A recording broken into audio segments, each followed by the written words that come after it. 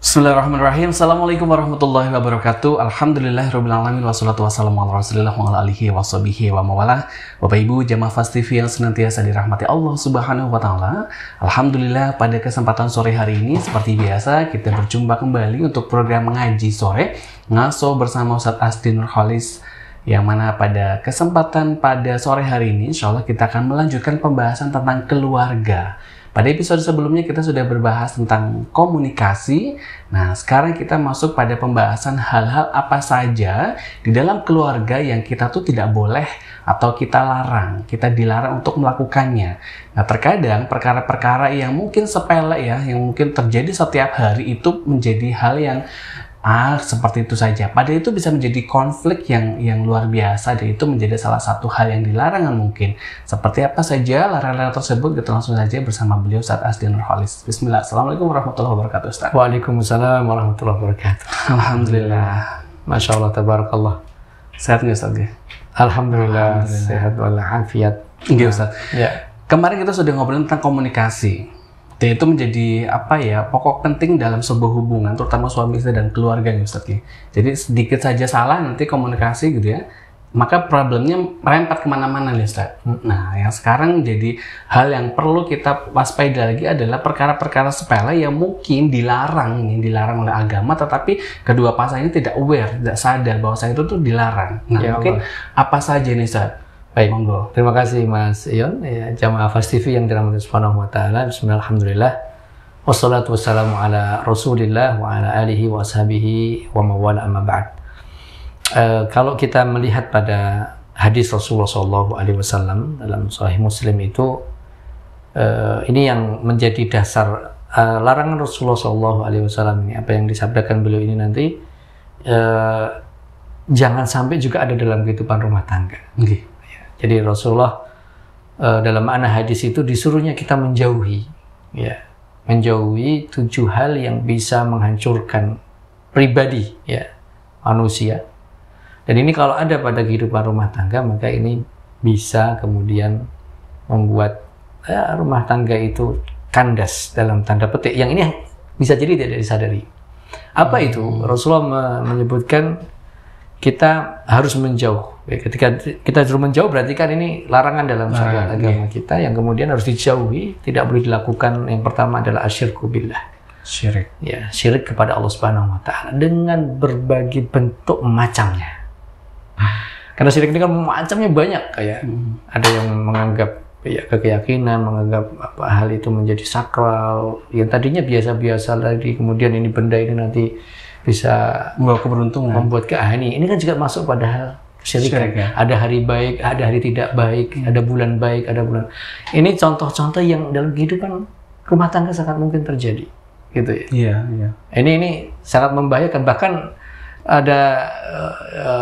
ada was-was yang berlebih-lebihan, gitu ya. Itu tadi vas bunga tadi kok ngadepnya ke utara. Jangan-jangan nanti begini ya. Itu sudah hal-hal yang sepele, tapi dalam ranah syariat agama kita, agama Islam, yaitu bisa masuk pada ranah kesyirikan. Karena apa? Mengagungkan dan lebih bersandar kepada benda, bukan kepada Allah Subhanahu wa taala. Suami istri mau pergi, mau berangkat, sudah di atas kendaraan, ya Allah cincinku ketinggalan. Balik lagi. Kenapa sih? Kalau nggak pakai cincin nanti takut celaka. Nah, ini sudah syirik. Cincin, jam tangan, kacamata, peci, ini semua adalah benda yang tidak akan memberikan manfaat ataupun madarat sedikit pun. Apalagi kesyirikan yang lebih gede dari itu. Yang jelas itu dilarang orang datang menyembah tentu kepada selain Allah Subhanahu wa taala. Nah, ini makanya keluarga ini harus paham itu. Ya, oleh karenanya suami dan istri harus ngerti ini. Larangan dalam syariat agama kita ini menduakan Allah tidak mau diduakan, ini harus sama-sama satu suara antara suami istri. Dan kalau anak kan ngikut aja kan. Kalau anak itu ngikut orang tuanya. Kalau anak sudah dewasa baru nanti diskusi dengan orang tuanya. Kemudian Rasulullah mengabarkan larangan yang kedua, yang ini tidak boleh juga dalam syariat agama kita, adalah sihir. Nah, sihir. Ini kadang-kadang terjadi ketika himpitan ekonomi rumah tangga diuji oleh Allah Subhanahu wa taala. Jadi kita ini harus sadar betul bahwa ujian yang datang pada kita itu Allah tahu. Allah Maha tahu. Bahkan sudah nanti akan terjadi musibah seperti ini, seperti itu Allah tahu. Jadi jangan kemudian menganggap kita ini hanya sendirian. Tidak, di sana ada Allah dan kemudian Allah ingin menguji. Nah, ketika orang itu kemudian dihimpit dengan ekonomi, mencari jalan pintas agar kemudian mendapatkan uang yang banyak, maka dia kemudian melakukan sihir dengan cara agar dagangannya laris. Jadi di rumah tangga ini malah semakin nggak benar gitu kan. Karena larangan dalam syariat Islam kemudian dilakukan yang itu kemudian tidak membawakan keberkahan dalam rumah tangga. Dan ini sangat membahayakan, ya kan? Dalam rumah tangga itu, ketika kemudian apapun itu, apa benci dengan tetangga, na'udzubillah min dzalik, ya kadang juga kemudian mensihir orang dan segala macamnya, yang ini jelas dilarang dalam agama kita. Kemudian yang ketiga yang dikabarkan oleh Rasulullah SAW adalah membunuh jiwa yang tidak dibolehkan dalam syariat agama kita. Ya, membunuh jiwa itu ya tadi kadang urusan keluarga juga. Ya, urusan ekonomi maksud saya, ekonomi rumah tangga. Ya, wala taqtulu auladakum khasyata imlaq, salah satu ayat itu kan. Jangan kalian bunuh anak-anak kalian karena takut miskin. Nahnu narzukukum wa iyyahum. Kami yang memberikan rezeki kepadamu wahai orang tua dan kepada mereka anak-anak. Bukan kamu yang ngasih, Allah yang ngasih, cuma lewat kamu. Nah, ini kan kadang terjadi, na'udzubillahi min dzalik. Himpitan ekonomi, ya rumah tangga yang kemudian sampai mengorbankan anak. Bahkan mohon maaf ada suami membunuh istrinya gara-gara juga masalah ekonomi rumah tangga. Dibunuh semuanya, dibanting, na'udzubillahi min dzalik, anak dan istrinya misalnya, atau sebaliknya. Ya, dan ini tentu tidak boleh. Ini termasuk larangan yang harus dihindari, dijauhi oleh pasangan rumah tangga siapapun. Ya, di kita apalagi ini jelas larangannya juga dari Nabi kita Muhammad Sallallahu Alaihi Wasallam. Masih berkaitan dengan ekonomi, Ustaz.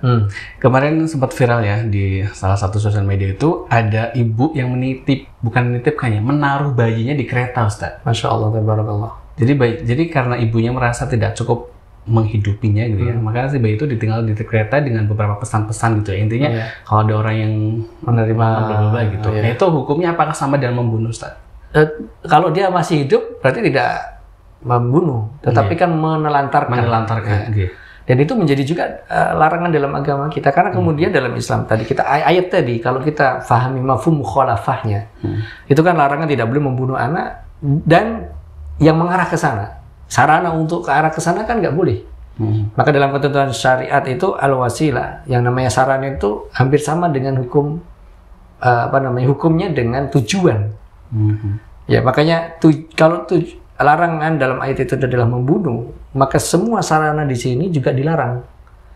Jadi menelantarkan, menaruh di kereta kan berarti itu maknanya akan membunuh kan? Iya, akan membunuh. Kenapa? Kalau seandainya tidak ada yang mengambil dan bayi itu menangis dan itu lapar kemudian mati, ibunya akan dosa. Nah, berarti kan di sini harus difahami bahwa anak itu adalah amanah. Dalam agama kita kan anak keturunan itu aset, amal soleh kan? Awaladun salihun yad'ulah, atau anak soleh yang akan mendoakan orang tuanya. Jadi di sini apa solusinya pada orang tua itu? Jadi jangan pernah kemudian berkecil hati, jangan kita merasa kita ini miskin, tidak. Berarti di situ mohon maaf ada ketidaktanggung-jawaban dari orang tua dan malas untuk bekerja. Nah, ini jadi masalah. Jadi walaupun dipungut nanti kemudian bayi itu diasuh oleh orang, tapi tetap aja hukum pada ibunya ini tidak akan lepas bahwa dia telah menterlantarkan itu ya, dan itu menjadi bagian dari wasilah sampai pada tujuan bisa meninggal, maka ini hukumnya juga nggak boleh. Ya, termasuk larangan itu. Nah ini kadang gitu. Jadi nggak usah khawatir. Ya, kita ini punya anak rezeki. Insya Allah kalau kita kemudian mencari dengan cara yang halal, Allah akan kasih. Ya dengan cara yang halal juga. Yang penting kita giat untuk bekerja, berdoa kepada Allah, memohon ya Allah, Engkau telah berikan pada hamba momongan ini, berikan kemudahan hamba rezeki agar bisa mengemban amanah momongan ini dengan baik kan gitu kan.